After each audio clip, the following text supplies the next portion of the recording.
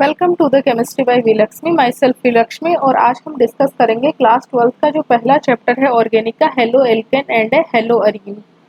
ठीक है।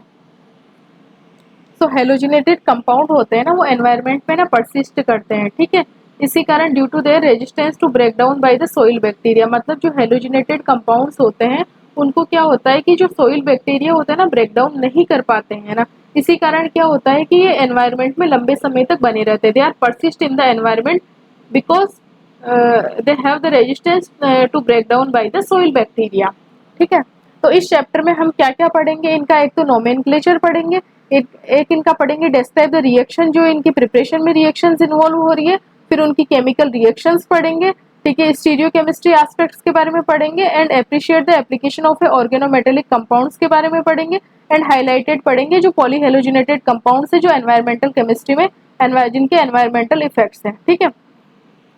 तो सबसे पहले तो क्या है कि जो है ना, जैसे हाइड्रोकार्बन होते हैं, जैसे अगर कोई एल्काइल है CH3H है, अगर इसका ये जो H एटम है ना, ये अगर ये H एटम किसी हेलोजन से अगर रिप्लेस कर दिया जाए, अगर किसी हेलोजन से अगर रिप्लेस कर दिया जाए और ये H+ निकल जाए, ठीक है, तो ये कंपाउंड क्या बन जाएगा, हेलोजिनेटेड कंपाउंड बन जाएगा। जैसे ये क्या था, एल्काइल था, एल्केन था, तो इससे बनने वाला जो हेलाइड होगा, जो हेलोजिनेटेड कंपाउंड होगा, वो क्या कहलाएगा, एल्काइल हेलाइड कहलाएगा। ठीक है। तो इसमें देखो ये कौन सा बॉन्ड टूट रहा है, ये कार्बन कैसा है, sp3 हाइब्रिडाइज्ड कार्बन है, तो ये sp3 कार्बन हाइड्रोजन बॉन्ड का ये ब्रेक हो रहा है। ठीक है। तो यहाँ पे ये sp3CH कार्बन मतलब sp3 hybridised carbon hydrogen bond break हो रहा है। वहीं अगर बात करें, अगर एरोमेटिक्स की बात करें, जैसे अगर ये है, अगर इस हाइड्रोजन को अगर हम ब्रेक करते हैं और अगर इसको किसी हेलोजन से अगर रिप्लेस करते हैं, है ना, अगर रिप्लेस करते हैं तो ये कार्बन कैसा है, sp2 हाइब्रिडाइज्ड है, और ये है ना, तो ये sp2CH बॉन्ड ब्रेकिंग हो गई। ठीक है। तो यहाँ पे क्या होगा, ये H+ निकल जाएगा और ये हेलोजन होगा वो इस पे अटैच हो जाएगा। तो इससे ये जो कंपाउंड बना ये है ना, ये क्या कहलाएगा, ये एराइल हैलाइड कहलाएगा। ठीक है। यहाँ पे देखो, इसमें फर्स्ट पैराग्राफ में यही बातें बताई गई है कि the replacement of A hydrogen atom in aliphatic और एरोमेटिक जो हाइड्रोकार्बन्स होते हैं ना, बाय द हेलोजन एटम के द्वारा अगर जो हाइड्रोजन एटम को अगर रिप्लेस कर दिया जाए जैसे बताया गया है, result in the formation of alkyl halide बनेगा या हेलो एल्केन बनेगा, या फिर है ना अगर एरोमेटिक हाइड्रोकार्बन लिया है तो उससे क्या बनेगा, है ना, एराइल हैलाइड या हेलो अरीन बनेगा। ठीक है।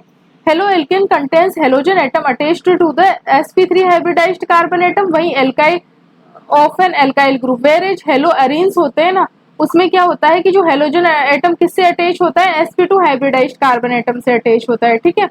मैनी हेलोजन कंटेनिंग जो ऑर्गेनिक कंपाउंड होते हैं occur in nature and some of the are कैसे होते हैं, क्लिनिकली यूजफुल भी होते हैं।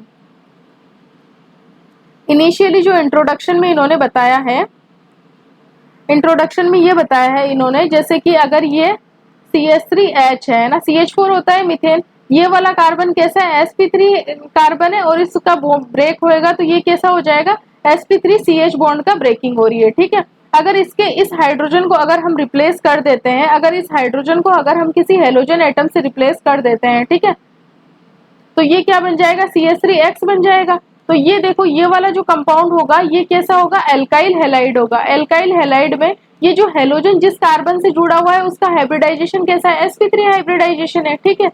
बात समझ में आ गई। और अगर इसे एल्काइल हेलाइड बोलेंगे, और अगर मान लो कि अगर कोई एरोमेटिक है ना, एरोमेटिक ये है, तो इसमें इस कार्बन का अगर ये जो बेंजीन एरोमेटिक हाइड्रोकार्बन है, ठीक है, तो अगर ये बेंजीन है, अगर इसके इस कार्बन का है ना ये वाला बॉन्ड ब्रेक होता है, और अगर ये वाला जो हाइड्रोजन होता है अगर किसी हेलोजन से रिप्लेस हो जाता है, ठीक है, अगर हेलोजन से रिप्लेस हो जाएगा तो ये क्या बन जाएगा, यहाँ पे हेलोजन लग जाएगा। अब इसमें जो ये वाला क्या कहलाएगा, या तो इसे हम है ना हेलो एरीन बोलते हैं या फिर बोलते हैं एराइल हेलाइड बोलते हैं, दोनों ही बोलते हैं ना, या तो हेलो एरीन बोलते हैं। हेलो एरीन क्यों बोला, हेलोजन लगा हुआ है, और एरीन ये रिंग है ना, एरोमेटिक बेंजीन रिंग है। ठीक है। या फिर एराइल, एराइल तो इसे बोलते हैं, एरोमेटिक जो हाइड्रोकार्बन होते हैं उन्हें क्या बोलते हैं, एराइल बोलते हैं। और जो ये एक्स हो गया ये हेलाइड है। हेलाइड कौन कौन से होते हैं, एक्स क्या क्या हो सकता है, हेलाइड्स फ्लोरीन हो सकता है, क्लोरीन हो सकता है, ब्रोमीन हो सकता है, और आयोडीन हो सकता है। ठीक है। ग्रुप 17 वाले जो एलिमेंट्स होते हैं ना वो क्या कहलाते हैं, हैलाइड्स कहलाते हैं। अगर इसे रिप्लेस कर दिया जाए तो ये क्या कहलाएगा, हेलोएरिन या एराइल हैलाइड कहलाएगा। इसमें जो हेलोएरिन है, इसमें जो हेलोजन एटम लगा हुआ है, ये कौन से कार्बन से जुड़ा हुआ है, ये sp2 हाइब्रिडाइज्ड कार्बन से जुड़ा हुआ है। ये बेसिक इंट्रोडक्शन में बताया गया है इसमें, ठीक है। अब यहाँ पे देखिए, अब ये बताया गया है कि जो बेसिक यूज क्या क्या है, जो ये जो हेलोजिनेटेड कंपाउंड होते हैं। एक तो क्या है, यहाँ पे एक बात बताई गई कि इन्हें सोइल बैक्टीरिया ना ब्रेक डाउन नहीं कर सकते, that's why they persist in the environment, है ना, एनवायरनमेंट में लंबे समय तक बने रहते हैं। भाई अगर इन हेलोजिनेटेड कंपाउंड को जो बैक्टीरिया है वो तोड़ ही नहीं पाएंगे तो एनवायरनमेंट में बने रहेंगे। परसिस्ट का मतलब स्थायी होते हैं, ठीक है। This classes of A compound find, ये जो हेलोएरिन्स या जो एल्काइल हैलाइड्स हैं, ठीक है, ये क्या होता है कि this classes of A compound find a wide application, मतलब बहुत सारी इनके जो प्रयोग है ना, एप्लीकेशन से यूज है, ठीक है। किस किस में यूज है, इंडस्ट्री में भी यूज है एज वेल एज, है ना, हमारी डे टू डे लाइफ में भी इनका यूज होता है। They are used as a solvent for relatively non polar covalent compounds होते हैं ना, and a starting material for the synthetic of a wide range of a organic compounds. मतलब जो नॉन पोलर जो कंपाउंड्स होते हैं ना, नॉन पोलर जो कंपाउंड्स होते हैं उनके लिए, है ना, ये एज ए सॉल्वेंट भी यूज किए जाते हैं, ठीक है। ये ना एज ए सॉल्वेंट यूज किए जाते हैं नॉन पोलर कंपाउंड्स के। नॉन पोलर कंपाउंड्स कैसे होते हैं, जैसे जैसे कि, है ना, ये जो हाइड्रोकार्बन्स हो गए, ये कैसे होते हैं, नॉन पोलर होते हैं, क्योंकि इसमें देखो या तो कार्बन कार्बन बॉन्ड होता है हाइड्रोकार्बन में, और कार्बन हाइड्रोजन बॉन्ड होता है। इसकी इलेक्ट्रोनेगेटिविटी 2.5 होती है, या तो दोनों सेम ही हो गया तो इलेक्ट्रोनेगेटिविटी का डिफरेंस ही नहीं है, प्योर कोवलेंट बॉन्ड है, तो ये कैसे होंगे, इसके कारण भी नॉन पोलर है। और कौन सा बॉन्ड होता है इनमें, कार्बन हाइड्रोजन बॉन्ड होता है हाइड्रोकार्बन में, तो इसकी कार्बन की इलेक्ट्रोनेगेटिविटी 2.5 है और हाइड्रोजन की 2.1 है। तो अगर यहाँ पे इलेक्ट्रोनेगेटिविटी में डिफरेंस है ना बहुत कम होता है, तो ये बॉन्ड भी कैसा होता है, लगभग प्योर कोवलेंट कैरेक्टर का ही होता है। तो यहाँ पे ना आयनिक कैरेक्टर होता नहीं है, पोलर जो है ना नॉन पोलर मॉलिक्यूल्स होते हैं, ठीक है। तो इनको जो है ना, इनके लिए है ना सॉल्वेंट के रूप में काम कौन करता है, जो हेलोजिनेटेड कंपाउंड काम करते हैं। और जो है ना ऑर्गेनिक जो कंपाउंड्स को ना सिंथेसिस करने में, है ना, स्टार्टिंग मटेरियल के रूप में, मतलब जैसे है ना कोई भी रिएक्शन एल्काइल हैलाइड से स्टार्ट हुई, फिर उसमें सब्स्टिट्यूशन किया गया, दूसरा जैसे OH ग्रुप लगा दिया, फिर OH ग्रुप से आगे है ना उसका ऑक्सीडेशन किया, तो ऑक्सीडेशन से है ना एल्डिहाइड कीटोन बना लेंगे, फिर फर्दर ऑक्सीडेशन किया तो क्या बना लेंगे, कार्बोक्सिलिक एसिड बना लेंगे। तो स्टार्टिंग मटेरियल क्या लिया हमने, एल्काइल हैलाइड लिया। तो एज ए स्टार्टिंग मटेरियल भी है ना ये रिएक्शंस में यूज किए जाते हैं ना, एज ए स्टार्टिंग मटेरियल, ठीक है। क्लोरीन कंटेनिंग जो एंटीबायोटिक होते हैं ना, एंटीबायोटिक होते हैं कौन सा है, क्लोरोरेम्फेनिकोल है। क्लोरोरेम्फेनिकोल कैसा एंटीबायोटिक है, क्लोरीन कंटेनिंग है, produced by the micro organism, is very effective for the treatment of A typhoid fever. जो क्लोरोरेम्फेनिकोल जो एंटीबायोटिक है, जो कि किसके द्वारा, माइक्रो ऑर्गेनिज्म के द्वारा, है ना, प्रोड्यूस किया जाता है, वो जो टाइफाइड फीवर के जो के लिए है ना बहुत ज्यादा यूजफुल है, राइट। और बॉडी प्रोड्यूस आयोडीन कंटेनिंग, जो थायरोक्सिन हार्मोन होता है ना, जो थायराइड ग्रंथि के द्वारा जो रिलीज होता है थायरोक्सिन हार्मोन, उसमें क्या होता है, आयोडीन होता है। आयोडीन क्या है, हेलाइड है, ठीक है। ये हमारी इंपॉर्टेंस है कि हेलोजिनेटेड कंपाउंड्स की, ठीक है। द डेफिशिएंसी ऑफ ए जो थायरोक्सिन हार्मोन की अगर डेफिशिएंसी हो जाती है तो कौन सा रोग हो जाता है, गोइटर रोग हो जाता है। गोइटर रोग का मतलब होता है कि जैसे है ना वो गर्दन वगैरह का फूले रहना, थायराइड जो डिजीज होती है ना, वो थायरोक्सिन हार्मोन की कमी से होती है। सिंथेटिक जो हेलोजिनेटेड कंपाउंड होते हैं, जैसे कि जो क्लोरोक्वीन है, क्या है, सिंथेटिक है, मतलब ये लेबोरेटरी में प्रकृति में नहीं पाई जाती, लेबोरेटरी में सिंथेसाइज किया गया है। क्लोरोक्वीन है ना यूज्ड, क्लोरोक्वीन में कौन सा हेलोजन है, क्लोरीन हेलोजन है, used for the treatment of malaria, है ना। क्लोरोक्वीन किसके ट्रीटमेंट के लिए यूज लिया जाता है, मलेरिया के ट्रीटमेंट के लिए यूज लिया जाता है। हेलोथेन है ना, हेलोथेन ये जी एनेस्थेशिया के लिए यूज किया जाता है ड्यूरिंग सर्जरी, मतलब जो निश्चेतक होता है ना, जैसे सुन्न करने के लिए जो एनेस्थेटिक होता है, तो हेलोथेन क्या होगा, एज ए एनेस्थेटिक यूज लिया जाता है during the surgery. Like certain fully fluorinated जो कंपाउंड होते हैं ना, सर्टेन जो फुल्ली फ्लोरिनेटेड कंपाउंड होते हैं are being considered as a potential blood substituent in surgery, है ना।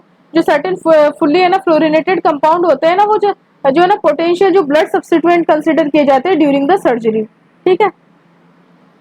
तो ये हमने इनकी इंपॉर्टेंस पढ़ ली कि हेलोजिनेटेड कंपाउंड इंपॉर्टेंट है, इसीलिए हमें इनकी स्टडी करनी है। In this unit we will study for the important method for the preparation physical and chemical properties and use of a organo halo compounds, है ना। मतलब इनकी जो पहले क्या पढ़ेंगे, एक तो है ना इनका क्लासिफिकेशन देख लेंगे, फिर इनकी फिजिकल प्रॉपर्टीज क्या होती है, इनकी केमिकल प्रॉपर्टीज क्या होती है, और इनकी फिर है ना यूज क्या है। सबसे मेन बात तो क्या होता है कि हम किसी भी चीज की स्टडी किस लिए करते हैं, ताकि हम उसके यूज का पता चला सके, उसको यूज कर सके डे टू डे लाइफ में। तो आपको समझ में आ गया कि क्या हेलोजिनेटेड कंपाउंड है। होप सो ये चीजें समझ आई होगी। अब नेक्स्ट है on the basis of A classification, है ना। क्लासिफिकेशन है ना हेलो एनकेन और जो हेलो एरीन है ना, क्लासिफाई किए जा सकते हैं number of A halogen atoms है के बेसिस पे। देखिए यहाँ पे कितना हेलोजन एटम है, एक है। यहाँ पे ये 2 हेलोजन एटम है, यहाँ पे ये 3 हेलोजन एटम है। तो ये वाला कंपाउंड कैसा होगा, जिसमें एक हेलोजन है, तो वो क्या कहलाएगा, मोनोहेल्केन कहलाएगा। भाई एक के लिए हम कौन सा यूज करते हैं, प्रीफिक्स मोनो, 2 के लिए डाई की यूज करते हैं, 3 के लिए ट्राई यूज करते हैं। तो ये कैसा हो गया, डाई हेलोएल्केन हो गया, ये ट्राई हेलोएल्केन हो गया, ठीक है। और अगर बात करें अगर एराइल है, तो देखो इसमें कितना हेलोजन एटम है, एक है। इसमें है ना 2 हेलोजन एटम है, और इसमें 3 हेलोजन एटम है, ठीक है। तो ये कैसा होगा, मोनो हेलो एरीन होएगा, है ना। एरोमेटिक है ना, एरीन, बेंजीन रिंग को क्या एरीन बोलते हैं ना, है ना। तो ये मोनो हेलो एरीन हो गया, डाई हेलो एरीन हो गया, और ये ट्राई हेलो एरीन हो गया। 3 हेलोजन है तो ट्राई हेलो एरीन हो गया। तो ये तो क्लासिफिकेशन हो गया हेलोजिनेटेड कंपाउंड्स का on the basis of A number of A halogen atom. मतलब उसमें जो हेलोजन एटम है ना, FCl Br I, ये 4 हेलोजन कंपाउंड्स है ना, इनकी संख्या भाई एक ही कंपाउंड में अगर एक हेलोजन है तो मोनोहेलोजिनेटेड कंपाउंड होगा, अगर एक कंपाउंड में 2 हेलोजन है तो वो डाई हेलो कंपाउंड होगा, और अगर एक ही कंपाउंड में 3 हेलोजन है तो कैसा होगा, ट्राई हेलो होगा, और अगर इससे भी ज्यादा होगा तो हम उसे बोल देंगे पॉलीहेलोजिनेटेड कंपाउंड। अब ऑन द बेसिस ऑफ जो जो जिस कार्बन एटम से है ना हेलोजन जुड़ा हुआ है, जिस कार्बन एटम से ये हेलोजन जुड़ा हुआ है, इसके हाइब्रिडाइजेशन के बेसिस पे, भाई इस कार्बन का कौन सा हाइब्रिडाइजेशन है, इसके बेसिस पे ये क्लासिफिकेशन है ना। तो एल्काइल हैलाइड पहला कौन सा है कि जिसमें है ना जिस कार्बन से हेलोजन जुड़ा हुआ है उसका हाइब्रिडाइजेशन कैसा हो, sp3 हाइब्रिडाइजेशन हो, ठीक है। इसके बेसिस पे ये क्लासिफिकेशन है। एक्स क्या है, FCl Bri है, और जिस कार्बन से ये एक्स जुड़ा हुआ है उसके हाइब्रिडाइजेशन के बेसिस पे अगर उसका हाइब्रिडाइजेशन कैसा हो, sp3 हो। In alkyl halide the halogen atom is bonded to an alkyl group, ठीक है। एल्काइल ग्रुप कैसा होता है, sp3 हाइब्रिडाइज्ड होता है, ठीक है। They form homologous series represented by CnH2n plus 1। भाई देखो एल्केन होता है, उसका नॉर्मल फॉर्मूला क्या होता है, CnH2n प्लस 2 होता है। ये किसका होता है, एल्केन का जनरल फॉर्मूला होता है।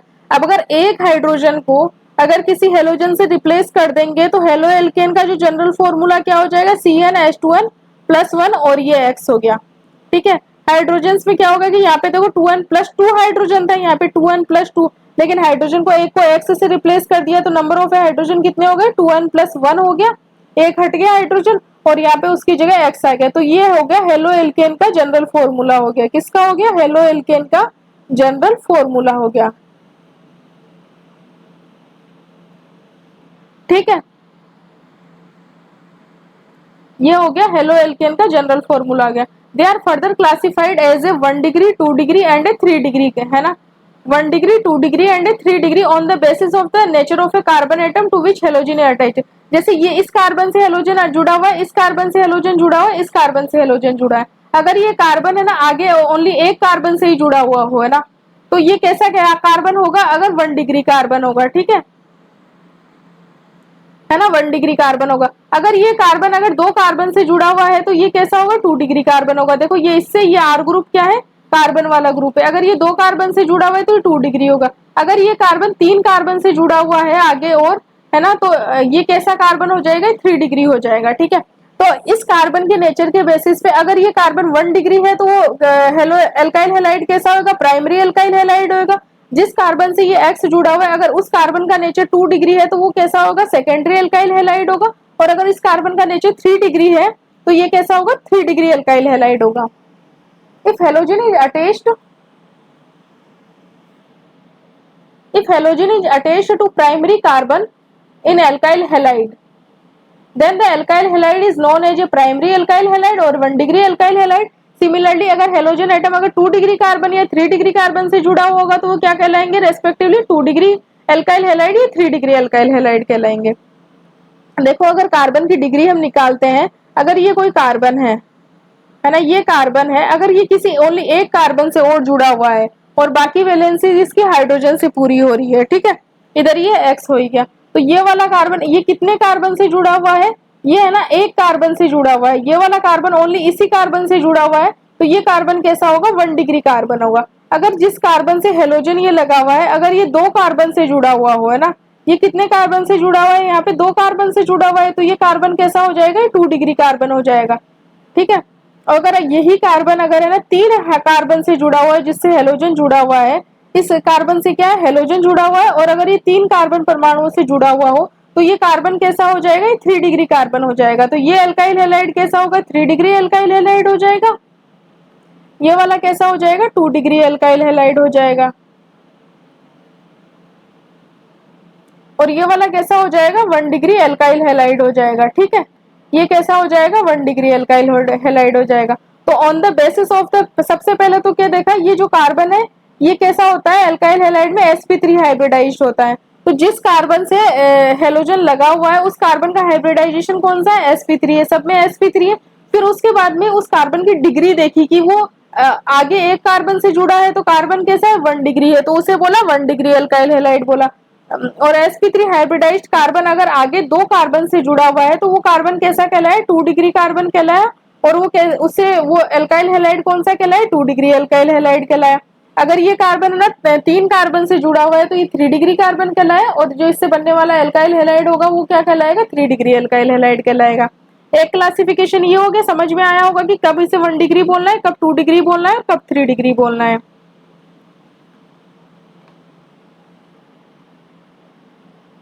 नेक्स्ट है allylic halide.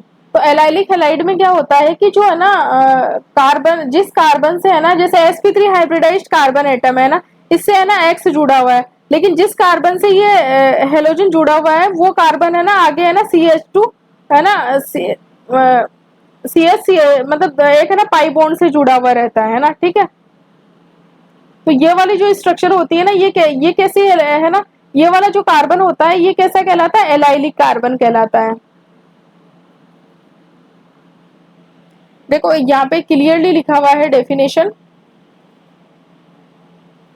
These are the compound in which the halogen जो एटम होता है is bonded to the sp3 hybrid carbon atom adjacent to the carbon carbon double bond, right, that is to an allylic carbon। allylic carbon किसे बोलते हैं कि है ना, जो है ना कार्बन कार्बन ये डबल बॉन्ड है, इससे जो नेक्स्ट जो sp3 हाइब्रिड ये वाला कार्बन होगा ना, ये वाला कैसा होगा, एलाइलिक कार्बन होगा। और इस एलाइलिक कार्बन से अगर ये हेलोजन जुड़ा हुआ है, तो ये कैसा, ये जो कैसा हैलाइड्स होंगे, ये एलाइलिक हैलाइड्स होंगे। कार्बन कार्बन जो डबल बॉन्ड से जो नेक्स्ट कार्बन होता है उसे हम बोलते हैं एलाइलिक कार्बन बोलते हैं, ठीक है। और इससे जो बना है, अगर इस एलाइलिक कार्बन से अगर एक हेलोजन परमाणु जुड़ा हुआ हो, तो ये कौन सा हैलाइड होगा, ये होगा एलाइलिक हैलाइड होगा। कौन सा हैलाइड कहलाएगा, एलाइलिक हैलाइड, राइट। अगर बात करते हैं जैसे कि ये है ना कार्बन कार्बन डबल बॉन्ड है, इससे नेक्स्ट ये वाला कार्बन हो गया और इससे ये हेलोजन जुड़ा हुआ है, ये एलाइलिक कार्बन हो गया, और ये पूरा क्या हो गया, ये एलाइलिक हैलाइड हो गया, ठीक है। नेक्स्ट है बेंजाइलिक हैलाइड। तो बेंजाइलिक हैलाइड में क्या होता है कि जो बेंजीन रिंग होती है, ठीक है, बेंजीन रिंग होती है, इस पे ये CH3 ग्रुप लगा हुआ था। अगर इस CH3 ग्रुप का एक हाइड्रोजन है ना अगर हेलोजन से रिप्लेस कर दिया जाए ना, तो इस टाइप के जो हैलाइड होंगे ना वो कैसे कहलाएंगे, बेंजाइलिक हैलाइड कहलाएंगे। These are the compounds in which the halogen atom is bonded to an sp3 hybrid carbon atom which is attached to the aromatic ring। ये कार्बन कैसा है, ये sp3 हाइब्रिडाइज्ड कार्बन एटम है, ये और ये जो sp3 हाइब्रिडाइज्ड कार्बन एटम है ना, ये बेंजीन रिंग से है ना एरोमेटिक रिंग से जुड़ा हुआ होता है, ठीक है। और ये कार्बन कैसा कहलाता है, ये बेंजाइलिक कार्बन कहलाता है, और इससे बनने वाला जो हैलाइड क्या कहलाता है, बेंजाइलिक हैलाइड कहलाता है। जैसे यहाँ पे देखो sp3 हाइब्रिड कार्बन जो कि है ना एक एरोमेटिक रिंग से जुड़ा हुआ है, तो ये कैसा कार्बन हो गया, बेंजाइलिक कार्बन हो गया, और इससे जुड़ा हुआ ये जो हेलोजन एटम से ही कंपाउंड कौन सा हो गया, बेंजाइलिक हैलाइड हो गया। अब यहाँ पे है ना देखो ये जो कार्बन है ना इसकी डिग्री के अनुसार देखते हैं कि अगर ये जो कार्बन है कितने कार्बन से जुड़ा हुआ है, ओनली एक ही कार्बन से जुड़ा हुआ है देखो इससे, तो ये कैसा होगा, ये 1 डिग्री बेंजाइलिक हैलाइड होगा। अगर बात करते हैं ये देखो कार्बन है, इस पे हेलोजन लगा हुआ है, और ये वाला कार्बन एक एरोमेटिक रिंग से लगा हुआ है, तो ये हैलाइड तो कैसा हो गया, बेंजाइलिक हैलाइड हो गया, ठीक है। अगर ये वाला जो कार्बन है जिससे कि हेलोजन लगा हुआ है ना, ठीक है, अगर इस पे ना ये आगे है ना एक ही कार्बन से जुड़ा हुआ है ना, बेंजीन रिंग वाले से, तब तो ये कैसा कहलाएगा, बेंजाइलिक हैलाइड कहलाएगा।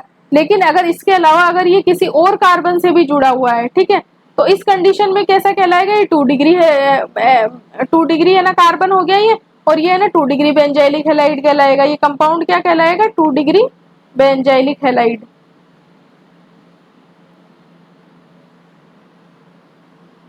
और अगर सपोज करो ये जो बेंजाइलिक कार्बन है ना, बेंजीन रिंग से जुड़ा हुआ ये कार्बन कैसा है, sp3 हाइब्रिडाइज्ड, ये बेंजाइलिक कार्बन है। अगर ये है ना, ये एक कार्बन तो बेंजीन रिंग का हो गया, तब तो ये 1 डिग्री है। अगर दूसरा कार्बन फिर ये किसी कार्बन से जुड़ा हुआ तो 2 डिग्री हो जाएगा। और अगर 3 कार्बन से जुड़ गया तो ये कैसा कार्बन हो गया, ये कार्बन कैसा हो गया, 3 डिग्री कार्बन हो गया। ठीक है, ये 3 डिग्री कार्बन हो गया, इससे हेलोजन एटम लगा हुआ है 3 डिग्री कार्बन से, तो ये कैसा कहलाएगा, ये 3 डिग्री बेंजाइलिक हैलाइड कहलाएगा। क्या कहलाएगा, 3 डिग्री बेंजाइलिक हैलाइड। तो ये हो गया classification of A benzylic halide. ठीक है, ये तो था, अभी तक हमने पढ़ा था कि सबसे पहले तो हमने क्लासिफिकेशन अगर देख रहे थे, अब एक और देख लेते, फिर इस क्लासिफिकेशन का हम समरी कर देंगे। दीज क्लास इंक्लूड है ना, कार्बन sp2CX बॉन्ड होता है, कंपाउंड कंटेनिंग sp2CX बॉन्ड है ना, विनाइलिक हैलाइड और है एराइल हैलाइड। अगर है ना हेलोजन है ना उस एटम से लगा हुआ है जो कैसा है, कार्बन ये वाला जिससे कार्बन से हेलोजन एटम लगा हुआ है वो कैसा है, sp2 हाइब्रिडाइज्ड है। अगर है ना दीज, अगर ये इस कार्बन से, अगर ये sp2 हाइब्रिडाइज्ड कार्बन एटम से लगा हुआ है, मतलब डबल बॉन्ड से अगर लगा हुआ जो होगा ना, तो वो कैसा आएंगे, विनाइलिक हैलाइड, ये भी विनाइलिक हैलाइड है। ठीक है, दीज आर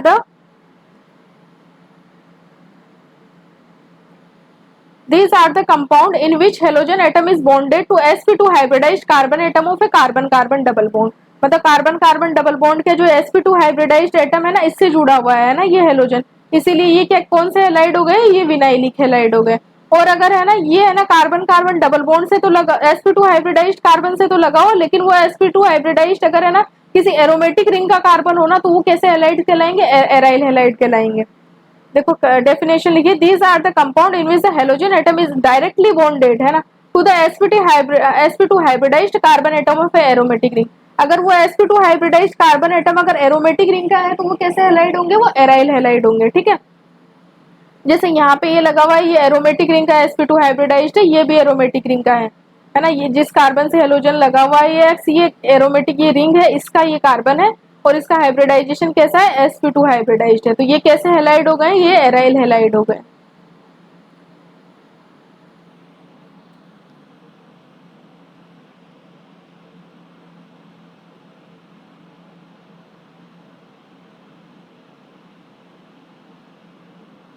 अगर इनका क्लासिफिकेशन को एक बार हम समरी करें तो कैसे कर सकते हैं, सबसे पहले तो हमने जो क्लासिफिकेशन किया था वो किया था, पहला वाला क्लासिफिकेशन किया था on the basis of A number of A halogen atoms कितने हैं ना, मोनो हेलोजिनेटेड और डाई हेलोजिनेटेड है ना, number of A halogen atom कितने हैं।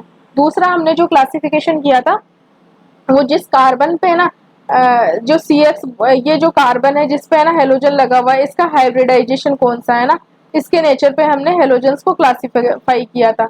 अगर इस कार्बन का हाइब्रिडाइजेशन है ना sp3 है तो sp3 है, या फिर इस कार्बन का हाइब्रिडाइजेशन sp2 है। अगर sp3 है तो ये दो टाइप के हो सकते हैं, एक तो ये एल्काइल हैलाइड होंगे, और अगर ये है ना, या फिर एलाइल एलाइल हैलाइड होंगे, एलाइलिक हैलाइड्स होंगे। ठीक है, ये देखो एल्काइल हैलाइड और हेलो एल्केन हो गया, एलाइलिक हैलाइड हो गया और बेंजाइलिक हैलाइड हो गया। ठीक है, 3 टाइप के हो गए, एलाइलिक हैलाइड एंड एक हो गया बेंजाइलिक हैलाइड हो गया। ठीक है,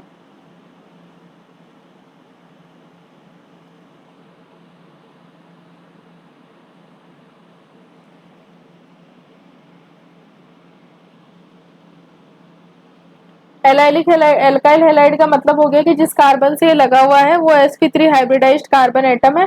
ठीक है, ये sp3 हाइब्रिडाइज्ड कार्बन एटम है, और अगर इससे फर्दर है ना इसको क्लासिफाई किया था कि इस पे जो 4 वैलेंसीज है कार्बन की कितनी 4 वैलेंसी होती है ना। तो अगर ये चारों वैलेंसी अगर 4 में से अगर एक ही वैलेंसी अगर है ना कार्बन से सेटिस्फाई है किसी दूसरे से, बाकी सब हाइड्रोजन से, तो 1 डिग्री अल्काइल हैलाइड होगा। अगर है ना कार्बन की कोई 2 वैलेंसी है ना कार्बन से सेटिस्फाइड है तो वो कैसा होगा 2 डिग्री अल्काइल हैलाइड होगा। और अगर तीनों वैलेंसी है ना ये किसी और कार्बन एटम से सेटिस्फाइड है तो वो कैसा होगा 3 डिग्री अल्काइल हैलाइड होगा। एलाइलिक हैलाइड में क्या होता है कि जो है ना एक पाई बॉन्ड होता है उससे जो नियरेस्ट जो कार्बन एटम होता है वो कैसा कार्बन होता है, एलाइलिक कार्बन होता है ये। और अगर इससे हेलोजन लग जाए है ना तो ये कैसे हैलाइड हो जाएंगे, एलाइलिक हैलाइड हो जाएंगे। ये वाला कार्बन कैसा होता है, ये एलाइलिक कार्बन होता है। कैसा कार्बन होता है, एलाइलिक कार्बन होता है। और इससे लगा हुआ जो हेलोजन होगा और फिर उससे जो कंपाउंड बनेगा वो कैसा बनेगा, वो ये कंपाउंड कैसे हो जाएंगे, एलाइलिक हैलाइड हो जाएंगे। जो बेंजीन रिंग होती है, बेंजीन रिंग से लगा हुआ जो कार्बन होता है ना sp3 हाइब्रिडाइज्ड कार्बन होता है वो कैसा कार्बन कहलाता है, बेंजाइलिक कार्बन कहलाता है। और अगर इससे अगर कोई लगा हुआ अगर हेलोजन है तो इससे जो कंपाउंड बनेगा वो कैसा हो जाएगा, बेंजाइलिक हैलाइड हो जाएगा।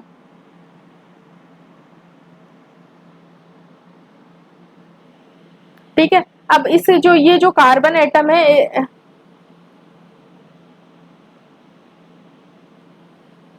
ना, ये जो कार्बन एटम है जिसपे है ना हेलोजन लगा हुआ है और वो कार्बन एटम किसी बेंजीन से लगा हुआ है तो बेंजाइलिक हैलाइड हो गया। अब इस कार्बन की है ना जो चारों वैलेंसी, अगर यहाँ पे तो देखो एक कार्बन ये है ना ये एक वैलेंसी तो इस बेंजीन के कार्बन से फुलफिल हो गई। लेकिन अगर अगर है ना बाकी ये 2 वैलेंसी अगर हाइड्रोजन से फुलफिल होगी ना तो वो 1 डिग्री बेंजाइलिक हैलाइड हो जाएगा। अगर है ना इस कार्बन की 2 वैलेंसी अगर है ना किसी कार्बन से सेटिस्फाई होगी, जैसे कि एक तो ये हो गया और एक और कार्बन हो, तो फिर ये कैसा हो जाएगा 2 डिग्री है ना बेंजाइलिक हैलाइड हो जाएगा। और अगर इस कार्बन की तीनों वैलेंसी अगर किसी carbon atom 3 other carbon atom से सेटिस्फाई होगी तो वो कैसा हो जाएगा 3 डिग्री बेंजाइलिक हैलाइड हो जाएगा। तो सबसे पहले तो है ना 3 sp3 जो हाइब्रिडाइज्ड कार्बन एटम के बेसिस पे एल्काइल हैलाइड, एलाइलिक हैलाइड और बेंजाइलिक हैलाइड में क्लासिफाई किया। फिर इनको फर्दर जिस कार्बन से हेलोजन एटम जुड़ा हुआ है उसकी डिग्री के बेसिस पे इन्हें फर्दर क्लासिफाई किया गया है। नेक्स्ट अगर हम बात करते हैं sp2 हाइब्रिडाइज्ड में, तो sp2 हाइब्रिडाइज्ड में विनाइलिक हो सकता है ना। तो sp2 हाइब्रिडाइज्ड कार्बन एटम से जुड़ा हुआ रहेगा हेलोजन एटम, या फिर हो सकता है एराइल हो सकता है ना, विनाइलिक हैलाइड या फिर एराइल हैलाइड होगा। एराइल हैलाइड में क्या होगा कि डायरेक्ट है ना किसी एरोमेटिक रिंग से जुड़ा हुआ रहेगा। जो कार्बन होगा ना sp2 हाइब्रिडाइज्ड वो किसी एरोमेटिक रिंग का होगा। और यहाँ पे क्या होगा किसी sp2 हाइब्रिडाइज्ड जो कार्बन होगा उससे है ना ये हेलोजन एटम जुड़ा होगा विनाइलिक हैलाइड में। होप सो आपको ये क्लासिफिकेशन अच्छे से समझ में आया होगा।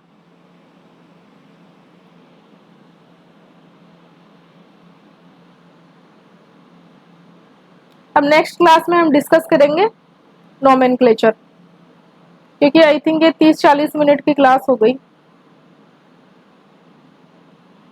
30 मिनट की क्लास हो गई है अप्रोक्स। तो 12th के बच्चों के लिए तो इतनी ही काफ़ी है।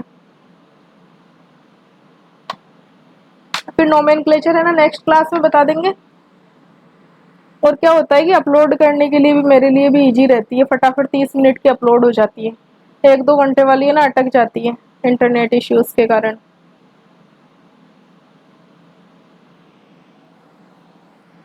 So thank you so much for watching this video.